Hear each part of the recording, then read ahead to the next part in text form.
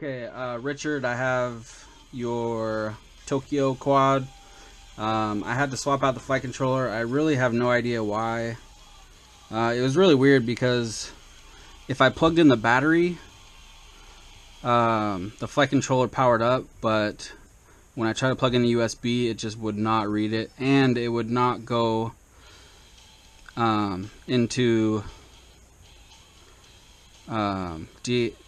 what the hell, DFU mode. Sorry, I just had a brain fart. I couldn't think of it.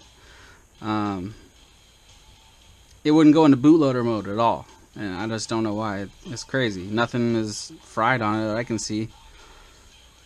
So anyway, got the new flight controller in, and everything works like it's supposed to now. So I was just about to bind it up to my radio so I can show you that it works. But what I was gonna do, because I know you were having some kind of problems with your throttle, I think, or something.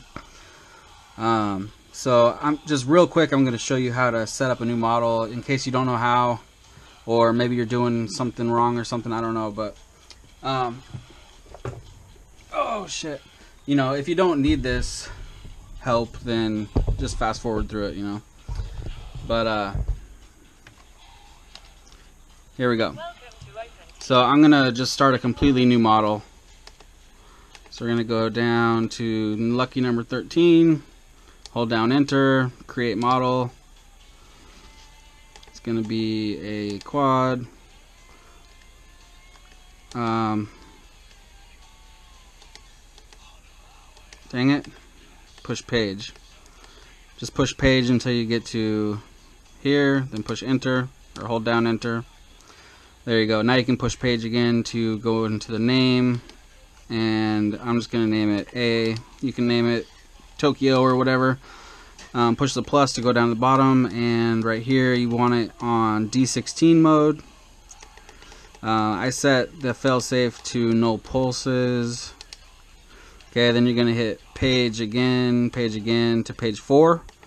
Go down to number 5, push enter. Input name, this will be ARM.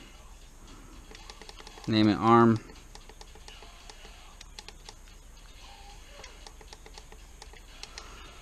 Then go down to source, click on it, and then choose whatever you want ARM switch to be. I always use this. And you just flip it and it'll automatically go to it. Then you push enter, then you push exit, exit again, go down to number 6, hit enter, name this one mode for your flight modes.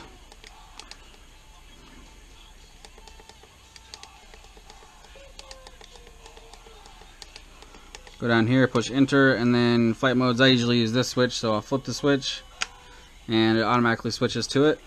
Just enter, back, then hit page to go to page 5. Go down to channel 5, enter. I name this auxiliary 1, AUX1.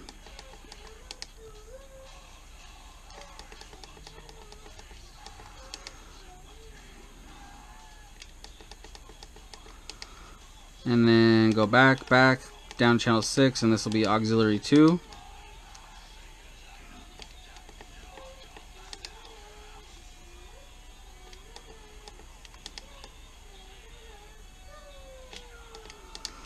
Back, and that's all you got to do. That's it. So to bind, you push menu, page, plus to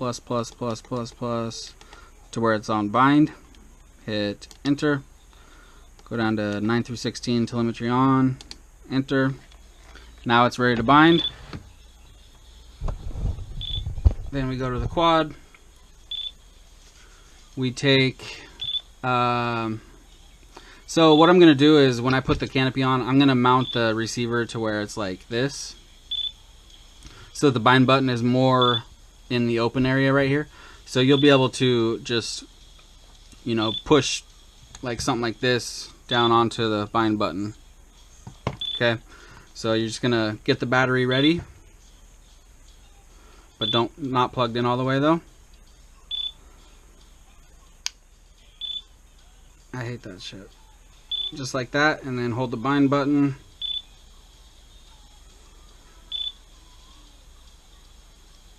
and plug it in.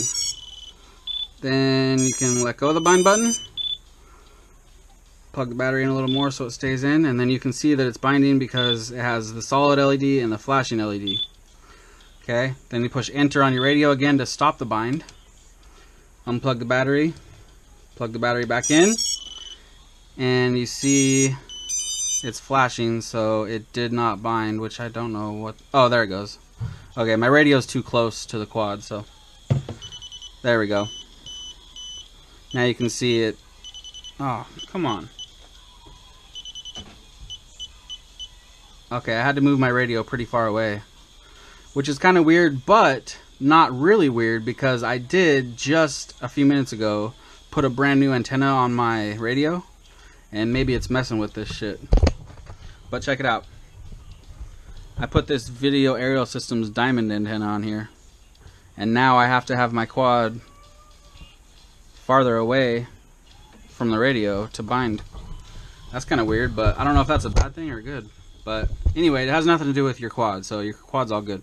So let's just see if I set it up correctly and see if it will arm right now. So I'm gonna hit arm, and booyah. Okay, now let's make sure the throttle works. Yep, throttle's good. Should all be good to go. So what I'm gonna do is I'm gonna finish putting this completely back together, put some props on it, and oh, you know what? You're in luck, because I actually have some props that are made for these motors, so I don't even have to have any prop nuts. Alright, so let me get all this done and I'll be back. You got your quad all put back together, tested, it's good to go. So let me show you real quick. So like I said, the receiver, the button is right here in the opening, so it's not tucked in the backside like it was. The reason I had it the other way around before is because I wanted the antennas out as far as I could, but it's still fine how it is. They still come up to like right here, so you know, it's fine. One thing I wanted to say is just be super duper careful when you're pushing the bind button. I've seen a lot of people lately breaking the button on the XM Plus, the bind button. So I don't know if they're getting more fragile lately or people are getting more aggressive with them or what, but just be real careful when you're pushing the button. It clicks right now. I'm feeling it click. You know, it bound to my radio fine, so everything's fine now, but if you start pushing on it a bunch and hitting it and shit with something pointy, it's gonna end up breaking, and then you're not gonna be able to bind it. So yeah, just be careful with that. Let me turn on my radio.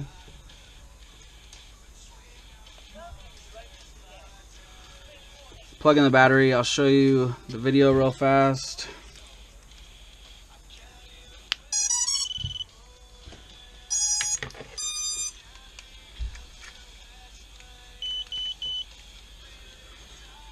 It is on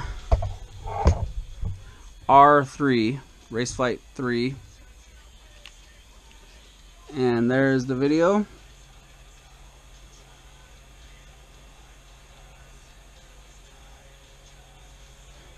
Hopefully you can see that.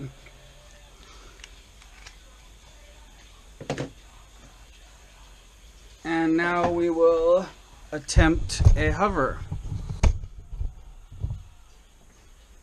So here we go.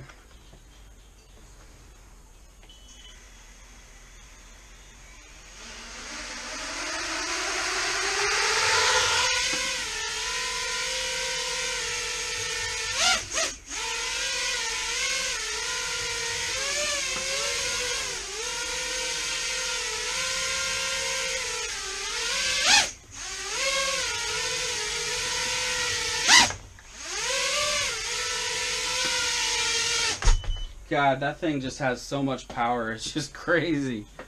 I want to fly it. And those LEDs are so damn bright. Oh my God. Alright, well, Richard, there you go, man. Showed you the video, showed you it flies. Careful binding. I would definitely add some prop nuts to this. Even though you can fly without them, I don't know. Just, you know, an extra precaution, I guess. You don't have to, but I kind of chewed up the heat shrink around the antenna because I had to use a pair of pliers to tighten the antenna on. So yeah, doesn't look the best, but other than that, it's a beauty. And it's ready to fly. You should be able to bind it to your radio, hit arm, and it should arm right up. So there shouldn't be no problems at all, because that's what it did for me. I mean, I set up a new model, I bound it, and it armed instantly. So no throttle problems or anything. So it's good to go. I'll be shipping it tomorrow, and I'll send you over some tracking probably in the morning sometime. Alright, thanks man.